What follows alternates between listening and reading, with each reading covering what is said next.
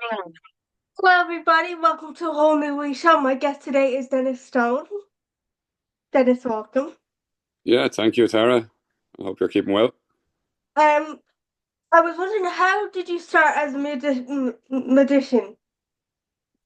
Well, I was 6 years of age in a place called Care in South Tipperary, where my dad is originally from, that neck of the woods. And I met a friend of my uncle's who is called Patrick Burke. It was a magician. It was at my aunt and uncle's wedding anniversary um, in a pub called the Shamrock Lounge in Care. And it's the first time I ever saw magic live, and I fell in love with it. And that's what kind of, they say, it kind of finds you. And that's how I started my road into becoming a professional magician from a young age. What's the first trick you ever learned? The first trick I ever learned would have been, it was a simple trick involving putting a dice into a small canister and being able to predict what number was facing upwards that on the dice that the spectator put into the canister. Yeah, it was quite a simple one, but it was nice and it was effective and it was fun. We had a lot of fun with it. Would you say magic is the way you relax?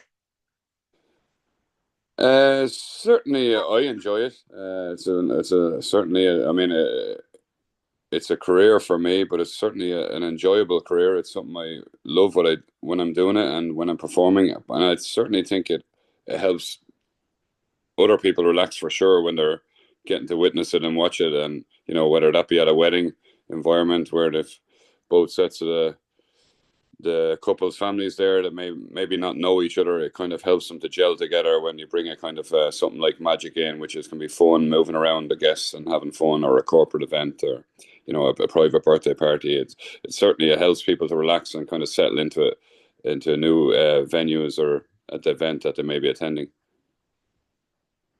If you could give one piece of advice, what advice would you give? My advice would be like from my what I'd probably follow from your good friend and my niece Roisin Coyne, who's a fantastic author, as you know. It would be to Mhm. if you can dream it, you can do it, and that's the thing. It's never give up on your dreams. And for me, magic was started out as what would be a hobby. I didn't know you could maybe turn it into it as a professional career, but there was a point as I got older that I realized, this is something that you can actually, you know, uh, do and make your living off, and that became a big thing for me in regards to reaching for that dream, and now I suppose like I'm living it like my niece Roisin, and the fact that she's writing her books, it's the same for her, you know. Oh my God, I'm really touched. Finally, what's your favorite food? Oh, that's an easy one for me. I love a good steak. Steak? Steak, mushroom sauce, and yeah. Sure. Excuse And me. what's yours, Tara?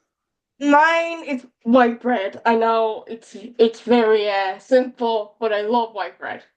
Yeah, well, I like white bread myself. I prefer it over brown, and a nice bit of toasted white bread in the morning is always nice. Yeah. Yeah.